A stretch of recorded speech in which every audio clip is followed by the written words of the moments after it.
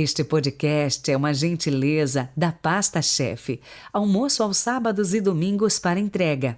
43 99172 8933, Londrina, Paraná.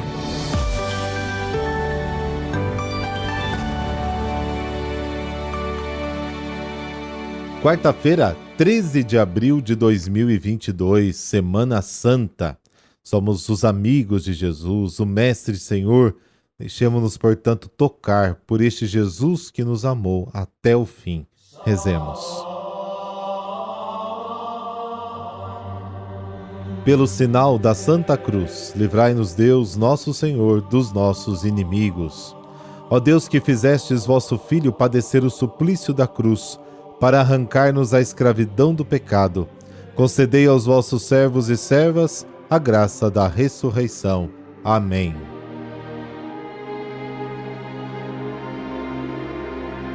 Mateus, capítulo 26, versículos de 14 a 25. O Senhor esteja convosco, Ele está no meio de nós. Proclamação do Evangelho de Jesus Cristo segundo Mateus. Glória a vós, Senhor. Naquele tempo, um dos 12 discípulos, chamado Judas Iscariotes, foi ter com os sumos sacerdotes e disse: O que me dareis se vos entregar Jesus?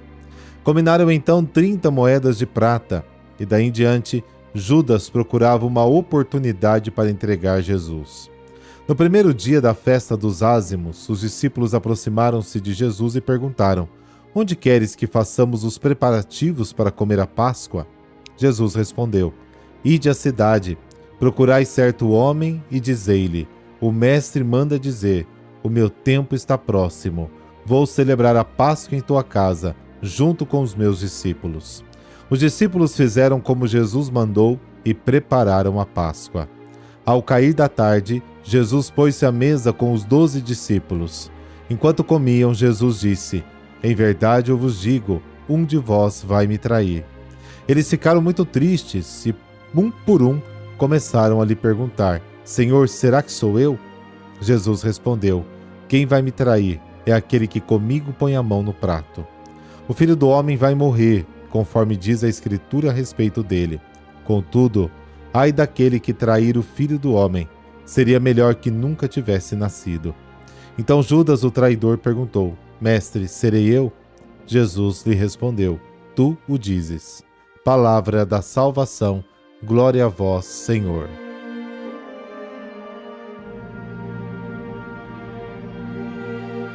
Ontem, o Evangelho falou da traição de Judas e da negação de Pedro. Hoje, ele fala novamente da traição de Judas.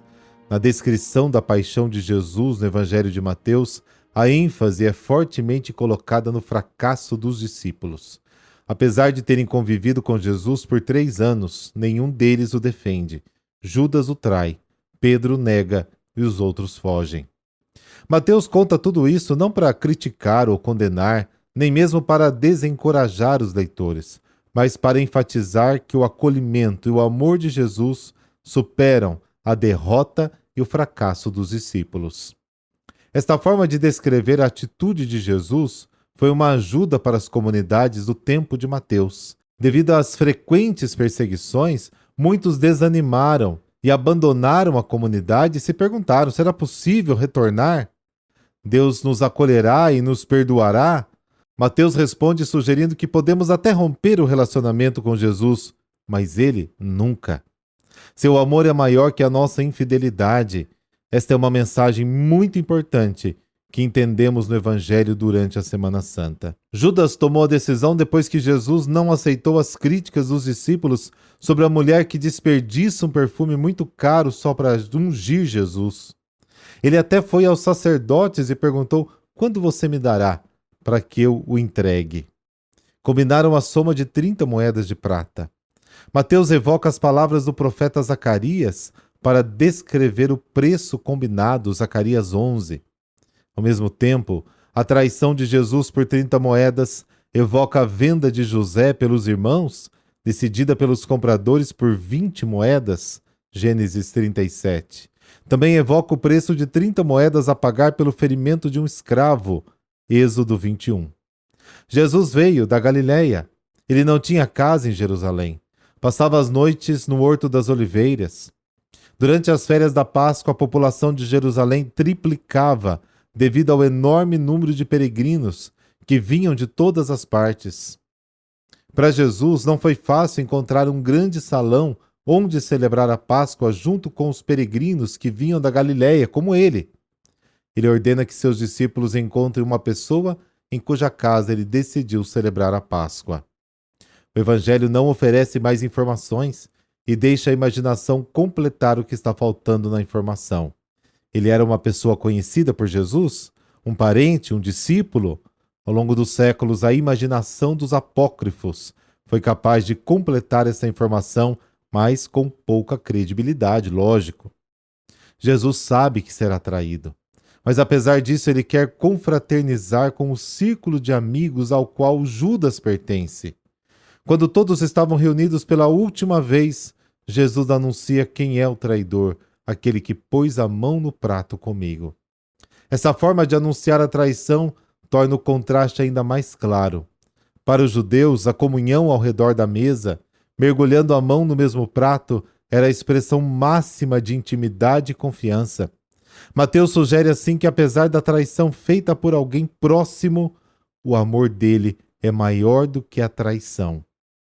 O que é impressionante da maneira de Mateus escrever esses fatos é que entre a negação e a traição está a instituição da Eucaristia. A traição de Judas primeiro, Mateus 25, 20 a 25, a negação de Pedro e a fuga dos discípulos depois, versículos 30 a 35.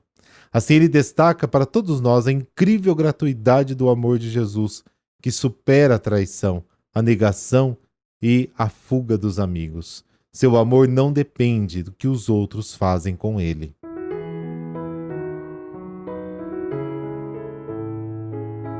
E hoje a igreja celebra São Martinho I. Ele enfrentou o poder do império de sua época e por isso foi submetido a grandes humilhações e também a degradantes torturas. Martinho nasceu em Todi, na Toscana, e era padre em Roma quando morreu o Papa Teodoro. Imediatamente Martinho foi eleito para sucedê-lo e passou a dirigir a igreja com a mão forte da disciplina que o período exigia. O imperador Constante II defendia as teses hereges dos monotelistas que negavam a condição humana de Cristo. Para defender a fé católica que reconhece Jesus Cristo como homem e Deus, o Papa Martinho I convocou um concílio, um dos maiores da história da igreja, na Basílica de São João de Latrão, para o qual foram convidados todos os bispos do Ocidente. Ali foram condenados definitivamente todas as teses monotelistas, o que provocou a ira mortal do imperador. Ele ordenou a prisão do Papa Martinho I, mas o comandante da guarda resolveu ir além e planejou matar Martinho. Armou um plano com seu escudeiro, que entrou no local de uma missa em que o próprio Papa daria a Santa Comunhão aos fiéis. Na hora de receber a hóstia consagrada, o assassino sacou de seu punhal, mas ficou cego ao mesmo instante e fugiu apavorado. O imperador Constante II não desistiu da prisão do Papa Martinho I, pedindo a sua transferência para que o julgamento se desse em Bósforo.